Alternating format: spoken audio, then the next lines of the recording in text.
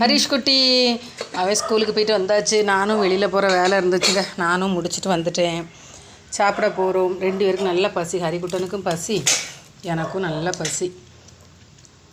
காலையிலே சாப்பாடெலாம் செஞ்சு வச்சுட்டு தான் போனேன். சாதம் வச்சு தரேன் மக்களே, தரேன் தங்கமே, உனக்கு தான் தருவேன் சரியா. சாதம் வச்சு முருங்கைக்கீரை துவரை வச்சேன். முருங்கைக்கீரை துவரை, தேங்காய் பூ நிறைய போட்டு வச்சுருக்கேன். அப்புறம் சாம்பார், எல்லாம் காயும் போட்ட சாம்பார்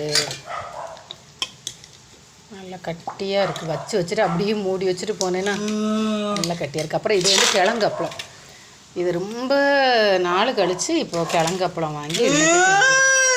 ஓ எதுக்கு சவுண்டு? தரேன், உனக்கு தானே வச்சுட்ருக்கேன், தரேன். அம்மா பேசிக்கிட்டே இருந்தாலும் இங்கே நான் வேலையை பார்த்துட்டு தான் இருக்கேன் சரியா. பயப்படாத, அம்மா தந்துடுவேன். ஓ